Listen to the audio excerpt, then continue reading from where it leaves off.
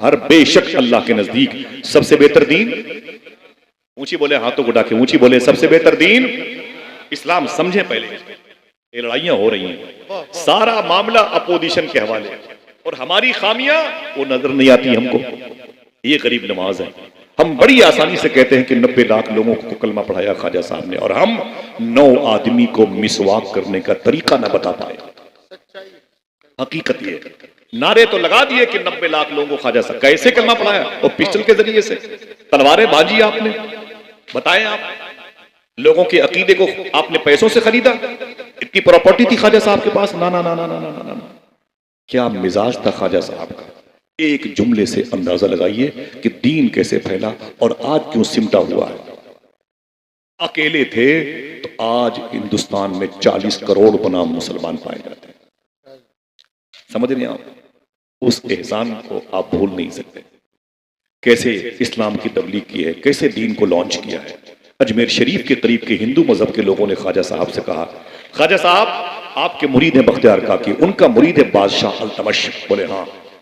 बोले कि उसने लगान की कीमतों में इजाफा कर दिया है, हम गरीब लोग हैं, कहां से इतने पैसे लाएं? आप एक कागज पे लिख के दे दें, वो लगान की कीमतें कम कर दे या तो खत्म कर दे, बड़ा भला हो जाएगा हिंदू भाइयों का। तो ख्वाजा साहब ने कहा आप लोग अपने अपने खेतों में जाओ, अपना काम करो, मैं देखता हूं, जाओ अपना काम करो। सारे अजमेर शरीफ के अतराफ के हिंदू मजहब के लोग अपने अपने जमीनों पे चले गए, घर चले गए। ख्वाजा साहब अपने खच्चर पे बैठे अपने गुलाम को लिए सीधे दिल्ली आ गए। कोई है जो अपने गैर पड़ोसी गैर मुस्लिम भाई की किसी मरीज को हॉस्पिटल पहुंचाने में इस कदर मदद कर सकता है जो मदद हुजूर सरकार गरीब नवाज ने? ये है उसूल है। ख्वाजा साहब तशरीफ लाए, ख्वाजा बख्तियार काकी ने देखा तो अपने शेख के कदम से लिपट के बोले खैरियत? फरमाया कि हाँ मुझे अल्तमश बादशाह से मिलना है। चले दरबान से बोले तो अल्तमश बादशाह को पता चला, वो अपना ताज लेके आया, ख्वाजा साहब के कदम पे रख दिया, कहा हुजूर माफी चाहता हूं, बताया होता तो हम खुद अजमेर शरीफ आ जाते। खैरियत? कैसे अचानक आना हुआ? तो ख्वाजा साहब ने कहा अजमेर शरीफ के करीब के हिंदू मजहब के लोगों ने कहा कि लगान की कीमत अल्तमश बादशाह ने ज्यादा बढ़ा दी है, जमीनों पे इतनी पैदावार नहीं होती है कि हम इतनी कीमतें दें उनको, माफी चाहता हूं, कुछ कम करा दें या खत्म करा दें। तो ख्वाजा साहब से उसने कहा जैसा हुक्म हो, पर मैं अभी अभी खड़े खड़े अपनी लेटर पैड पर लिख के दो, मोहर लगा के दो कि मैंने लगान की कीमतें माफ कर दी। उसने वाकई ओके कर दिया, लिख के दिया, मोहर लगा दी, कहा क़याम करो। कहा नहीं, अजमेर की जमीन मेरा इंतजार कर रही है। फिर वापस अपनी सवारी पर आए और सीधे अजमेर शरीफ आकर के, सुनना जुमला बोलना नहीं, आए अजमेर शरीफ और अपने अतराफ के तमाम तर हिंदू मजहब के लोगों को बुलाया और बुला के कहा बैठो। बैठ गए तो फरमाया ख्वाजा साहब ने खुश हो जाओ कि मैंने तुम्हारे लगान की कीमतों को माफ करवा दिया। कहा किसी ने हुजूर प्रूफ क्या है? कहा ये देखो लेटर पैड पर अल्तमश बादशाह ने मोहर लगा के दिया है, लगान की कीमतें हमने तुम्हारी माफ करवा दी। तो उसमें से एक इंसान खड़ा हुआ, कहा ख्वाजा साहब ये कागज आपको कैसे मिला? ख्वाजा साहब ने कहा कि मैं खुद दिल्ली गया हुआ था। जुमला सुना, मैं खुद दिल्ली गया हुआ था। तो उसने कहा हुजूर आप हिंदुओं के लिए, हिंदू मजहब के लोगों के लिए दिल्ली गए थे? आपने मुझे बता दिया होता तो हम दिल्ली चले जाते। देखना है अगर कोई बहरा होगा तो वो भी सुभान अल्लाह कहेगा। आपने अगर मुझे कह दिया होता तो मैं दिल्ली चला जाता। आपने कितनी तकलीफ गवारा की है, देखना कितने लोग सुभान अल्लाह कहते हैं। ख्वाजा साहब ने फरमाया अच्छा ये बताओ गरीब नवाज मैं हूं कि तुम हो? आए हाय, ख्वाजे हिंद वो दरबार है आला तेरा, कभी महरूम नहीं मांगने वाला है तेरी जात, अजब बहरे हकीकत प्यारे, किसी तैराक ने पाया ना कनाना तेरा। इतना सुनना था तो अजमेर के आतराफ के सारे किसानों ने ख्वाजा साहब के कदम से लिपट के बोले ख्वाजा साहब जब आप गैरों से इतनी मोहब्बत करते हैं तो अपनों से कितनी मोहब्बत करेंगे। अब देर न कीजिए, कलमा पढ़ा के मुशर्रफ इस्लाम कर लीजिए। हमारी भी पेशानियों पर लिख उठे इन्न दीन इंदल्लाहिल इस्लाम।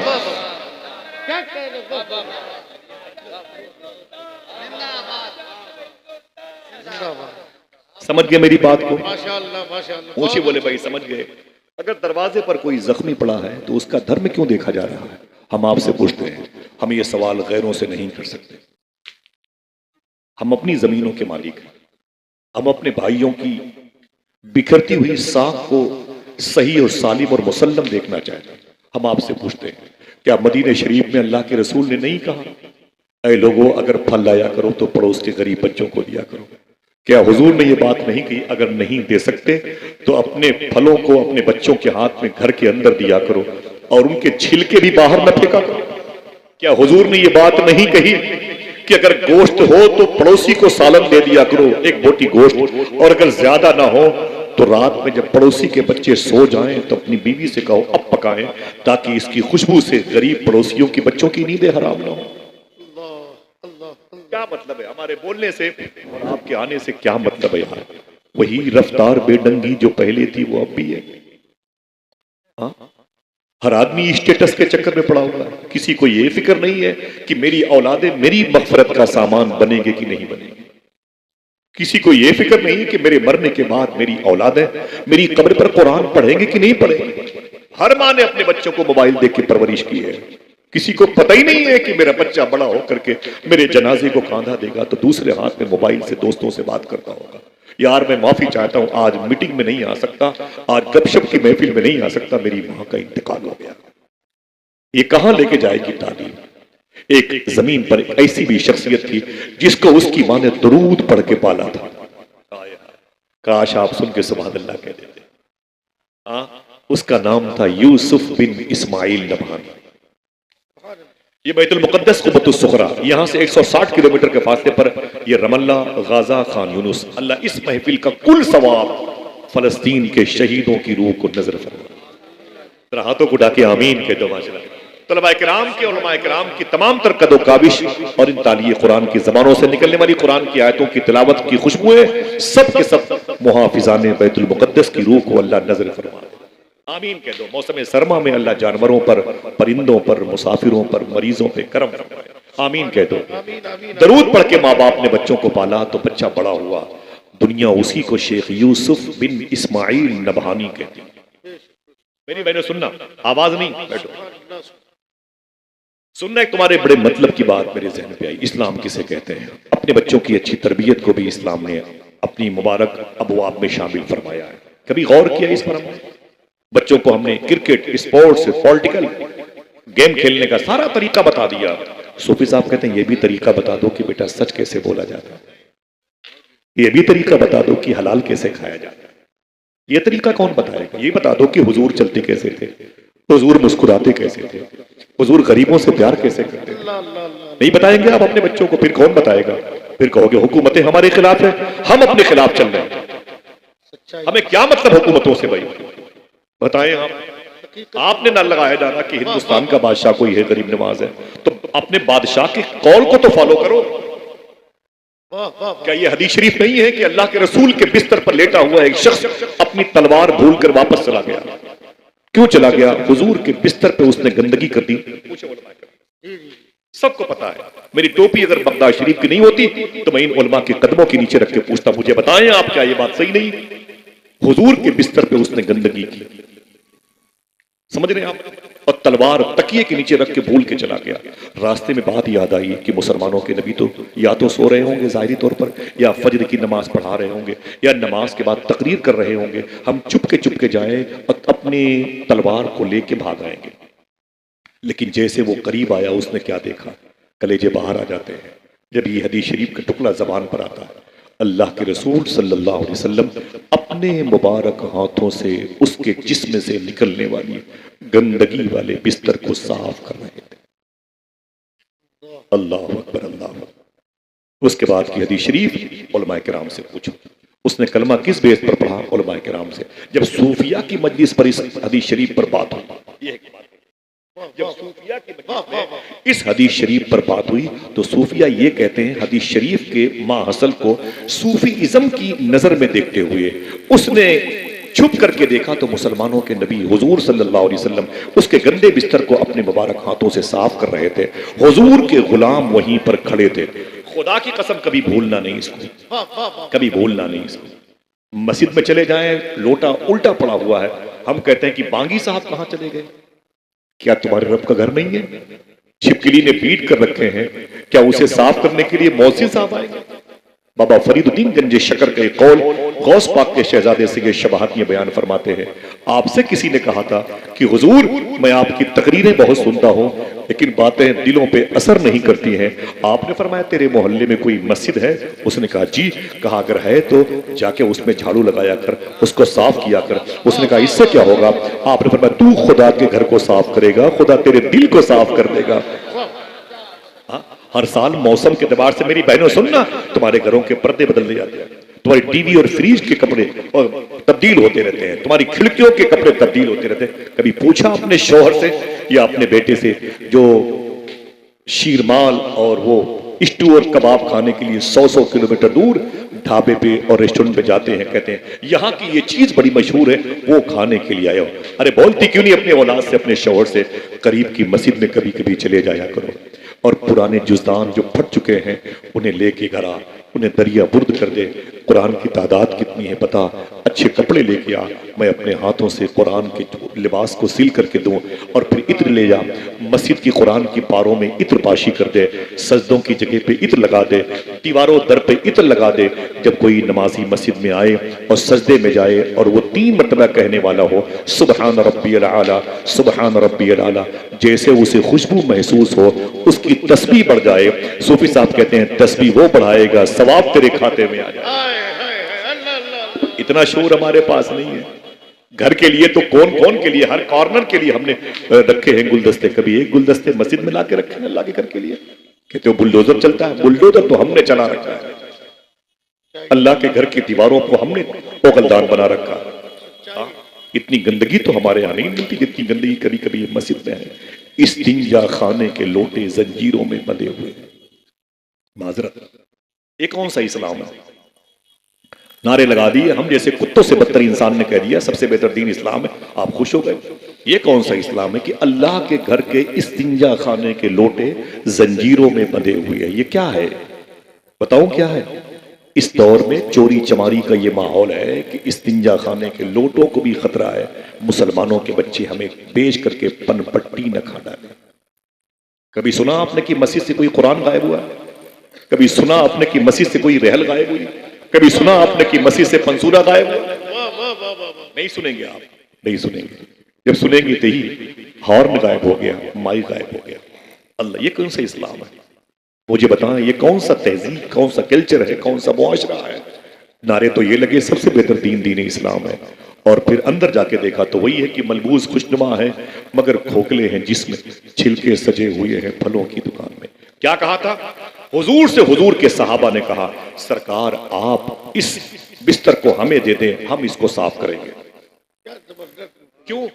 हुजूर से ज्यादा नाजुक शय अल्लाह ने कोई नहीं बनाई है। अल्लाह के रसूल से ज्यादा नाजुक कोई शय अल्लाह ने बनाई नहीं है। मैं कोई सकील बात नहीं करता। बाबा फरीद गंज शकर से किसी ने पूछा था हुजूर के जिस्म का साया था कि नहीं? आपने फरमाया नहीं था। कहा दलील दीजिए। कहा दलील यह है कि अल्लाह ने हुजूर के जिस्म से ज्यादा लतीफ शय कोई बनाई ही नहीं। समझ रहे हैं आप? बड़े लतीफ हैं। क्या कहा शेखुल इस्लाम साहब ने? बड़े लतीफ हैं, नाजुक से घर में रहते। मेरे हुजूर मेरी चश्म तर में रहते, कयाम उनका न फर्शे जमीन अर्शे बरी, वो अपने चाहने वालों के घर में रहते हैं। हुजूर ने अपने मुबारक हाथों से उस दुश्मन ईसाई अल्लाह के रसूल के बिस्तर पे गंदगी की थी, हुजूर ने अपने मुबारक हाथों से उसे साफ किया। तो गुलामों ने क्या कहा? अगर इमाम साहब का टिफिन बगैर धोए हुए किसी के यहां चला जाए तो माफी चाहता हूं, हम बगैर धोए हुए टिफिन में खाने दे के वापस कर देंगे। उस वक्त उन सहाबा ने हुजूर से क्या कहा? सरकार इस बिस्तर को हमें दे दें, हम साफ करेंगे। हदीस शरीफ इसके बाद क्या कहती है वो एक अलग मौजू है। सूफिया क्या कहते हैं इसे भूलने की बात नहीं। सूफिया क्या कहते हैं? सूफिया कहते हैं जैसे सहाबा ने कहा था सरकार ये हमें दे दें, हम इसको साफ करेंगे, वो चुपके से सुन रहा था, देख रहा था कि मुसलमानों के नबी मेरी गंदगी को साफ कर रहे हैं। तो हुजूर ने जुमला कहा था अपने सहाबा से, क्या? तो सहाबा ने कहा हुजूर इसे हमें दे दें, हम तो आपके गुलाम है, साफ करते हैं। तो सरकार ने कहा मेहमान मेरा था कि तुम्हारा था? हाय हाय, मेहमान मेरा था कि तुम्हारा। साहबा ने कहा सरकार मेहमान तो आप ही का था, मेरा ईमान था। साहिब खाना लकब किसका है? तेरा। तेरा प्रेशर के साथ तेरा तेरा कहते हैं मेहमान तो आप ही का था। तो हुजूर फरमाते इसको मैं ही धुलूंगा। इतना सुनना था वो ईसाई उछल करके हुजूर के कदम से आके लिपट गया। कहा खुदा की कसम जब दुश्मनों से इतनी मोहब्बत करते हैं तो कलमा पढ़ लूंगा तो आप मुझसे कितनी मोहब्बत करेंगे। नारे तकबीर, नारे रिसालत, किरदार मुस्तफा। उसने अपनी पेशानी पे लिखवा लिया इन्न दीन इंदल्लाहिल इस्लाम, बेशक अल्लाह के नजदीक सबसे बेहतर दीन। कितनी गोलियां चली हैं एक शख्स को कलमा पढ़ाने में, कितनी लाशें ढेर हुई हैं, कितनी औरतें बेवा हुई, कितने बच्चे यतीम हो जब तक कुछ नहीं हुआ। एक किरदार मुस्तफी ने पूरी नस्ल को जहन्नम में जाने से बचा दिया। ये हमसे नहीं हो पाता है। भूखे को देखेंगे तो मजाक उड़ाएंगे, गरीब को देखेंगे तो उसकी मुफलिसी पर ताने कसेंगे। उलमाए किराम की कलील तनख्वाहें हमारा मौजूए सुखन बनी हुई है। तलबाए किराम के कैरेक्टर को देख करके हम फिर क्या क्या बातें करते हैं। मौजिन के लहजे की हमारे यहाँ वो जो बहस होती ना, मेज सजती है तो फिर न पूछो कितनी गीबतों के ताज नजर आते हैं। अल्लाह अकबर अल्लाह अकबर। काश अपने बच्चों को हमने दुरूद पढ़ के पाला होता तो बच्चे समझ लेते इस्लाम किसे कहते हैं। एक नाम जबान पर आया था, इजाजत है? अगर कहो तो एक और बात बता दूं, इजाजत है? जरा फिर से बोले सबसे बेहतर दीन। हाथों को उठा के बोलो सबसे बेहतर दीन इस्लाम। काश इस्लाम को समझ लो पूरा हिंदुस्तान आपकी गुलामी समझ रहे हैं। ये दरूद पढ़ के पाला गया अपने बच्चों को, वरना लड़कियां आवारा हो गई, खिंजीर का गोश्त खाने वालों के साथ रातें गुजार दी। बाहर की दुनिया में जाने की जरूरत नहीं, अपने ही हाथों में रखे हुए 70,000 के मोबाइल को चेक करो। अभी जाओ इंस्टाग्राम पे तो एक इख्तलाफात का अंबार लगा हुआ है। समझ रहे हैं आप? लड़के आवारा हो गए, अब बदअकीदगी का शिकार हो गए। उनको सल्फिया वहाबिया दयाबना की बातें अच्छी लगने लगी, वो मिर्जा की बातों के असीर हो गए, अपने बुजुर्गों के अपने असलाफ के उसूल से हट गए। क्यों? हमने अपने बच्चों को हलाल नहीं खिलाया। मैंने कहा सूफी साहब की बिला से, मैंने कहा सूफी साहब से लड़के आवारा क्यों हैं, लड़कियां आवारा क्यों हैं, इनका इलाज क्या है? क्या बंदिश करवा लें घर की? अरे अल्हम्दुलिल्लाह यासीन भाई तशरीफ लाए, मैं याद कर रहा था। हुजूर गरीब नवाज की तालीम को सुन करके जरा मोहब्बत से फिर से कहते हैं सुभान अल्लाह। ऐसी आवाज आई, थोड़ी सी आवाज माशाअल्लाह, जरा मोहब्बत से बोले बस। देखें आप इस्लामी सिस्टम। मैंने कहा हुजूर लड़कियां आवारा हो चुकी हैं, इनको इस्लाम के बारे में मालूमात नहीं। लड़के नशे की दुकानों की लाइन पे लगे हुए हैं, अपने माँ बाप को गालियां देते हैं। अभी एक माजी करीब का वाकया पेश आया, कानपुर के करीब का। एक बेटा अपने बाप को बेल्ट से मार रहा था। उससे बताओ कि यार इस्लाम किसे कहते हैं? अल्लाह अकबर। अभी मेरा टॉपिक उधर जाएगा नहीं, टाइम खत्म हो रहा है। मालूम है आपको ये हुआ कैसे? तो मैंने कहा क्या आपने घर की बंदिश करवा ली जाए, क्या किसी अच्छे आमिल को घर दिखा दिया जाए, क्या उसकी से कीलें ठुकवा ली जाए, सूरह बकरा पढ़वा लिया जाए 40 दिन तक, सूरह कहफ की तिलावतें करवा ली जाए, किसी आलिम दीन को रोज बुला के फातिहा खानी करवाएं। फरमाया सूफी साहब ने इससे कुछ नहीं होगा। मैंने कहा फिर ये लड़के लड़कियों की आवारगी, सादात की तौहीन, मसलक की मुखालफत, उलमाए किराम की तजलील, दीन का काम करने वालों का मजाक ऐसे उड़ाया जाएगा, फिर कैसे सुधरेगा ये माहौल? आपने फरमाया अगर लड़के लड़कियां आवारा हों, दीन से दूर हों, एक चीज पर गौर करो। मैंने कहा किस पर? कहा अपने दस्तरखान पर गौर करो, कहीं से कोई हराम लुकमा तो नहीं आ रहा। अल्लाह अल्लाह, कहीं से कोई हराम लुकमा तो नहीं आ रहा। अगर इस हराम लुकमे को दस्तरखान से हटा दोगे तो नस्लें पाक हो जाएंगी। वो तुम्हारे कहने से दरूद नहीं पढ़ेंगी, वो जिधर से गुजरेगी दरो दीवार दरूद पढ़ते नजर आएंगे। फिर कहते हैं एक जात को तुमने देखा नहीं जो ये बैतुल मुक़द्दस से, मैंने कहा 160 किलोमीटर पे रमल्ला गाजा खान यूनुस है, और इसी के करीब में एक बस्ती है जिसे नबहान कहते हैं। नबहान, यहीं पर शेख इस्माइल के घर में एक बेटा पैदा हुआ जिसको शेख यूसुफ कहते हैं। कोई एक आदमी बोले क्या कहते हैं, नाम याद रहेगा, क्या कहते हैं? शेख यूसुफ। शेख यूसुफ जब ये पैदा हुए तो इनकी माँ ने दुरूद पढ़ के इनको पाला। अपने बच्चे के हाथ में मोबाइल नहीं दिए कि बच्चा 3 साल का ना हो, सीधे 4 साल में 30 साल का हो जाए। बच्चा बड़ा नहीं हुआ, उसकी अक्ल खत्म हो गई। बच्चे को अभी शऊर की दहलीज तक पहुंचने की तौफीक नहीं मिली, लेकिन उसका जहन आतिशी मिजाज का हो गया। अल्लाह अकबर अल्लाह अकबर। शेख यूसुफ जब पैदा हुए तो उनकी माँ ने दुरूद पढ़ के उन्हें पाला, दुरूद की लोरियां सुनाई, इतने बड़े आशिक रसूल बने शेख यूसुफ कि जब मदीने शरीफ जाते थे तो मदीने से वापस आते तो बड़े तड़पते थे मदीने के लिए, फिर जल्दी मदीने जाते तो फिर तड़पते वापस आते। ओ ऐसी उनका आना जाना चीख पुकार में लगा रहता। मदीने जाके जैसे आते तो रोने लगते, लेकिन पूरी जिंदगी फलस्तीन से मदीने शरीफ का जो सफर किया, अपनी पूरी लाइफ में आज से 150 साल पहले कभी हुजूर के मज़ार शरीफा के सामने मवाजिहा शरीफ सुनहरी जाली जिसे कहते हैं, वहां पर खड़े होकर आपने हुजूर को कभी सलाम नहीं किया। जहां से भी गुंबद खदरा नजर आता वहीं पर खड़े होकर हुजूर की बारगाह में सलाम। किसी ने पूछा था आप मदीने के लिए रोते हैं लेकिन मदीना जाते हैं तो अंदर क्यों नहीं जाते? तो शेख यूसुफ बिन इस्माइल नबहानी ने रो के कहा था, कुत्ते का काम है घर से बाहर रहा करे, घर के अंदर तो घर का मालिक रहा करता है। अब दरूद पढ़ के पाला गया। मेरी बहनों सुनना, बड़ी जिम्मेदारियां हैं। तुम्हारे शौहर तो कारोबार के सिलसिले में बाहर रहते हैं और तुम्हारी गोद की वो आवाजें जो तुम्हारी मगफरत का सामान है वो आवारा ना हो जाए, उन्हें दरूद पढ़ाओ।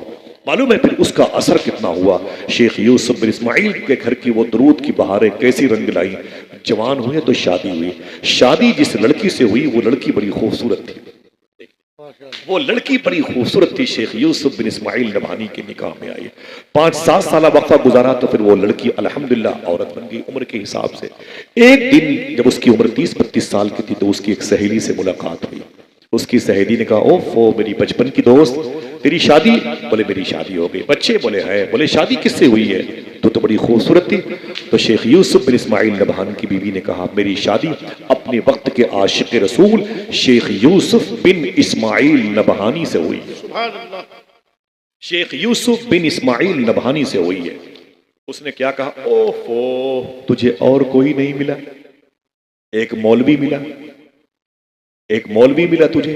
तू इतनी खूबसूरत थी, बादशाहों के यहां मलका बन के रहती, अमीर जादी थी, हुस्न की जादी थी, हुस्न जादी थी तू, और बड़े बड़े घरों से तेरे रिश्ते आते। तूने अपनी शादी की तो कहां? वहां जहां एक मौलवी का घर आबाद है, जहां इल्म की फजाएं हैं। अरे किसी बड़े घर में शादी की होती, तुझे इस मौलवी के साथ रह के क्या मिला? 2 मरतबे ये जुमला रिवर्स करूंगा मैं ताकि आप सुभान अल्लाह कहने को तैयार हो या ना हो, बात अपने घर ले जाने को तैयार हो जाए। बोले इस मौलवी के साथ तूने रिश्ता करके क्या पाया? तुझे क्या मिला इस मौलवी के साथ शादी करके? तूने अपने हुस्न की तमाम तर जुल्फों को जो दराज थी उसे कमजोर कर दिया। तुझे क्या मिला? तो खुदा की कसम, शेख यूसुफ बिन इस्माइल नबहानी की बीवी ने रो करके अपनी सहेली के दुपट्टे पकड़ लिए। कहा, मेरी बहन मुझसे पूछती है कि तुझे इस मौलवी के साथ रह के क्या मिला? बताओ, जब से मेरा रिश्ता इसके साथ हुआ है, जब से मैं इसके निकाह में आई हूं, तब से लेके आज तक मैंने इसकी खिदमत की वजह से 86 मरतबे ख्वाब में अल्लाह के रसूल को देखने का शरफ हासिल कर लिया। अब क्या चाहिए मुझको? मैंने हुजूर को देखा, मेरी आंखों ने हुजूर, मैंने हुजूर की पेशानियां देखी है, मैंने हुजूर का मुतबस्सम चेहरा देखा और कहा है, दिल जिससे जिंदा है वो तमन्ना तुम ही तो हो। या रसूल अल्लाह, हम जिसमें दस रहे हैं वो दुनिया तुम ही तो हो। जो दस्तगीर है वो तुम्हारा ही हाथ है, जो डूबने न दे वो वसीला तुम ही तो हो।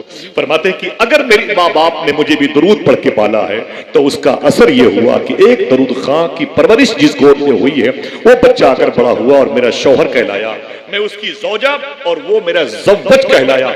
उसकी खिदमत की बुनियाद पर अल्लाह के रसूल ने 86 मरतबे मुझे उस इनाम से नवाजा है जिसके लिए बड़े बड़ों ने दुआएं मांगी है कि सुना है आप हर आशिक के घर तशरीफ लाते हैं, मेरे भी घर में हो जाए चरागा चरागा या रसूल। कैसे ये दुआ? पहली बात तो मांगनी नहीं चाहिए, सूफिया मना करते हैं।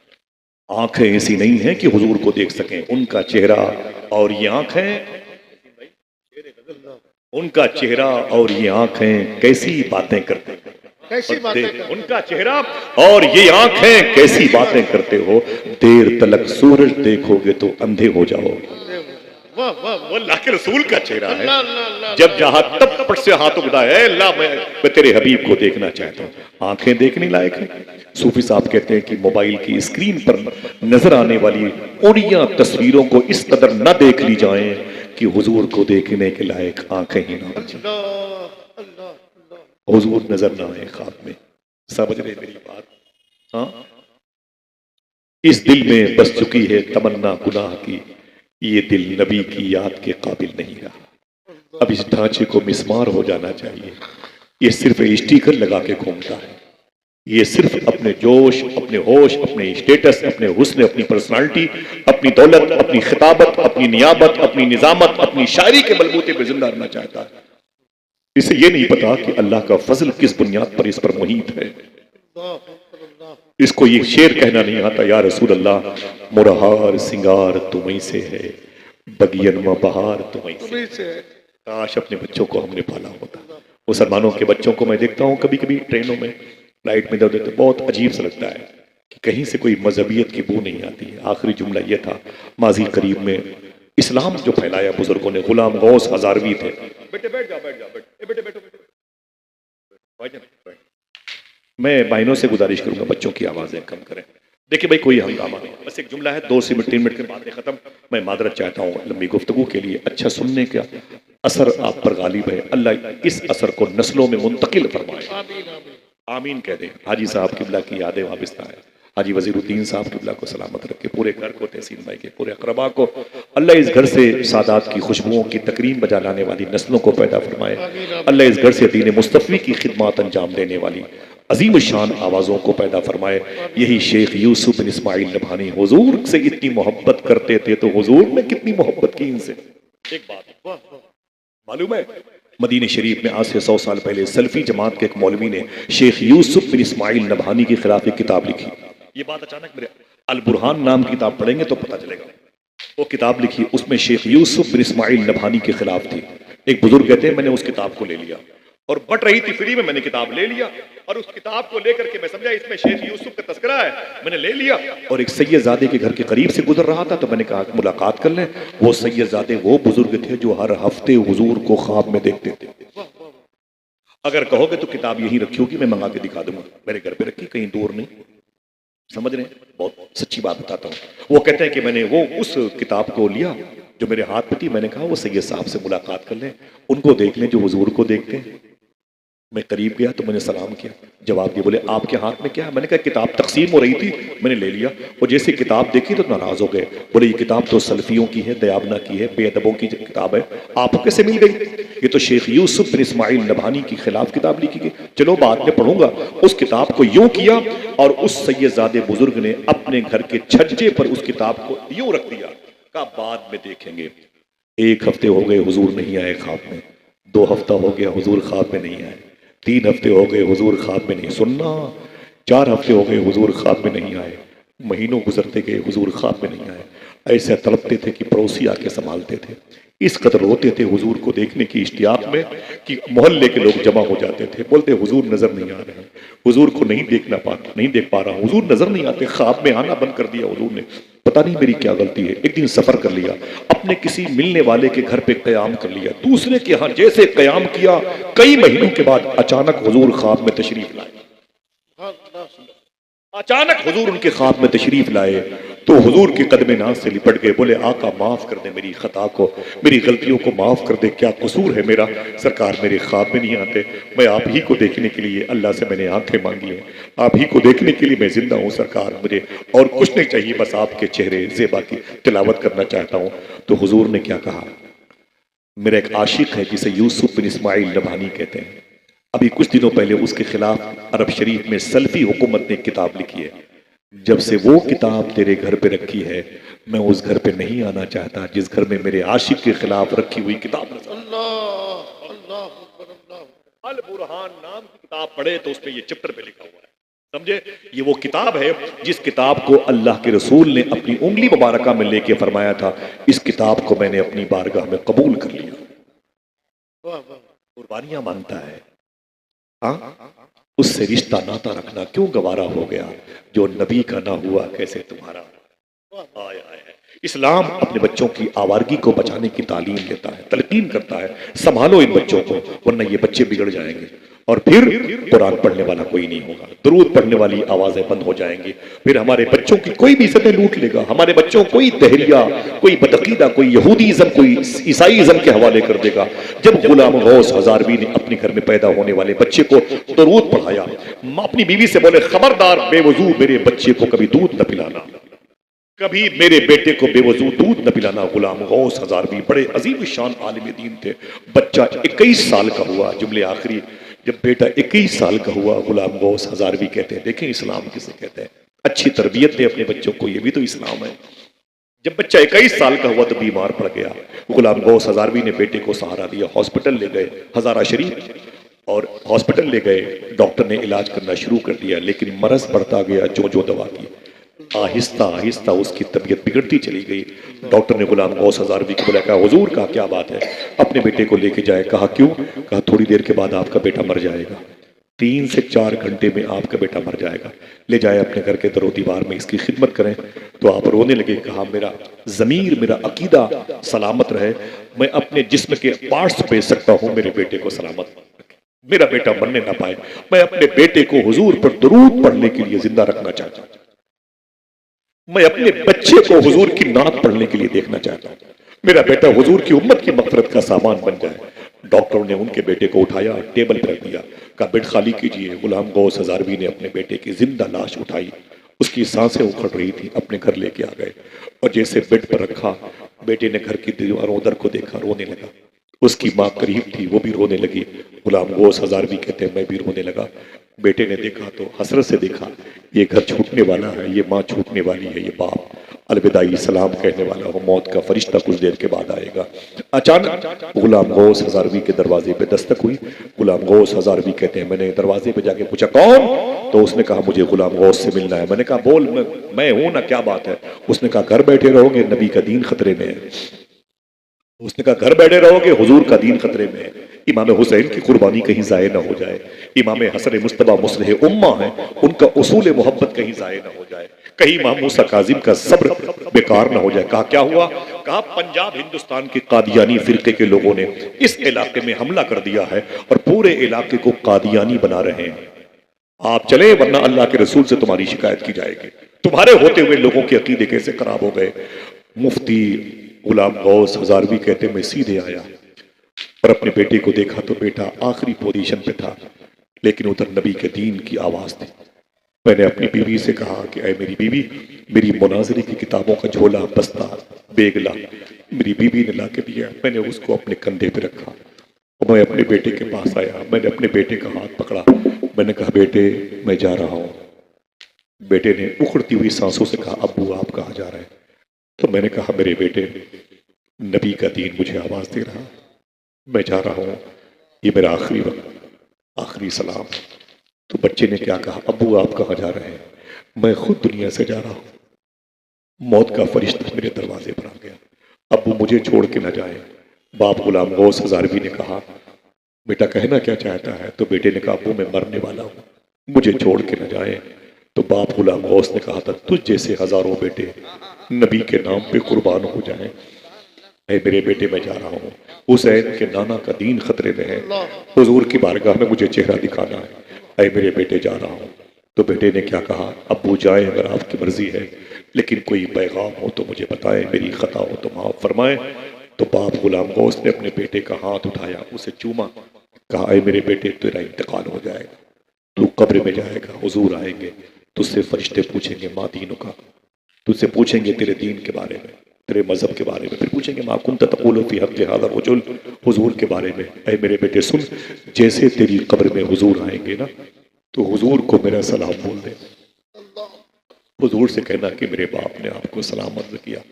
इतना कहा घर से बाहर निकल गए। करीब में बस स्टॉप था, मुनाजिर की किताबों का बोझ था, भागे और बस पे चढ़ गए। जैसे बस पे बैठे, अभी बस छूटी नहीं थी कि बस के करीब आवाज आई, इस बस में गुलाम गौस है क्या?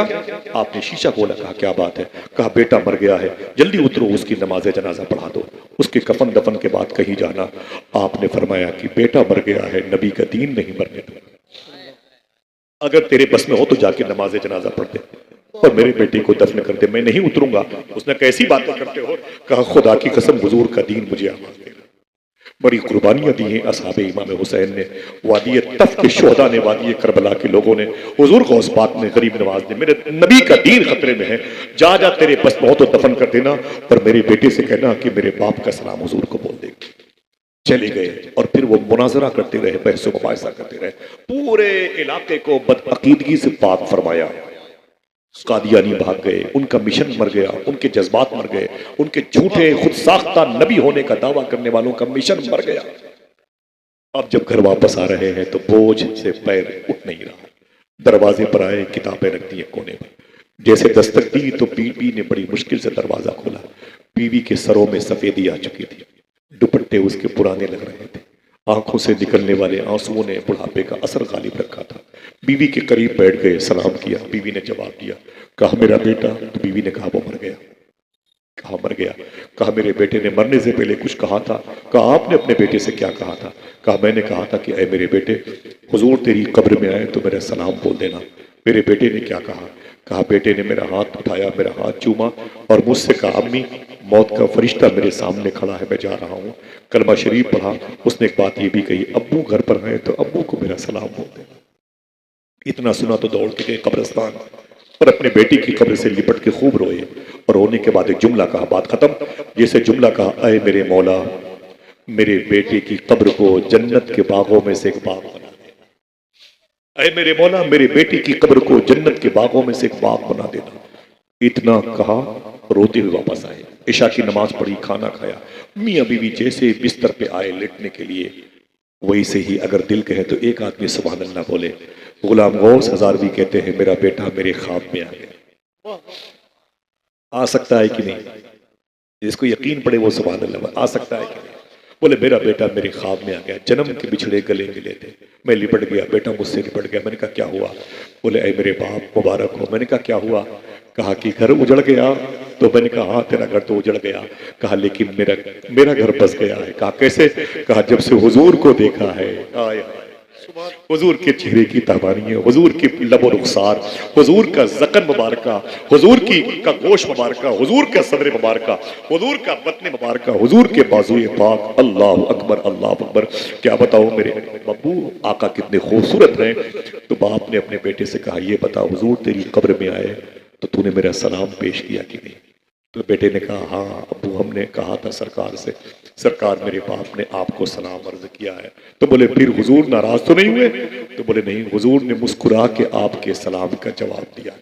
जुमला ये था, बोले ऐ मेरे अब्बू, आप सुबह को मेरी कब्र पे आए थे, आपने क्या दुआ मांगी थी? अल्लाह मेरे बेटे की कब्र को जन्नत के बागों में से एक बाग बना दे। ऐ मेरे अब्बू, जब से आप ये दुआ करके आए हैं, अल्लाह ने वाकई मेरी कब्र को जन्नत के बागों में से एक बाग बना दिया है। अल्लाह इन्न दीन इंदल्लाहिल इस्लाम। एक आदमी दरमियान से खड़े होकर बहुत आहिस्तगी से एक नारा लगाए और अहले मजमा अपने हाथों को उठा के जवाब दे। माशाल्लाह लोग अपने हाथों को उठा के जवाब दें। कुरान कहता है बहुत बहुत शुक्रिया, इन्न दीन इंदल्लाहिल इस्लाम, बेशक अल्लाह के नजदीक सबसे बेहतर दीन दीन इस्लाम है। बच्चों की परवरिश करें, सच बोलने की और हलाल खिलाने की तरगीब दिलाएं, ताकि ये नस्लें हमारे बुढ़ापे का सहारा बने कि न बने, ये हमारी मगफरत का सामान जरूर बन जाएं।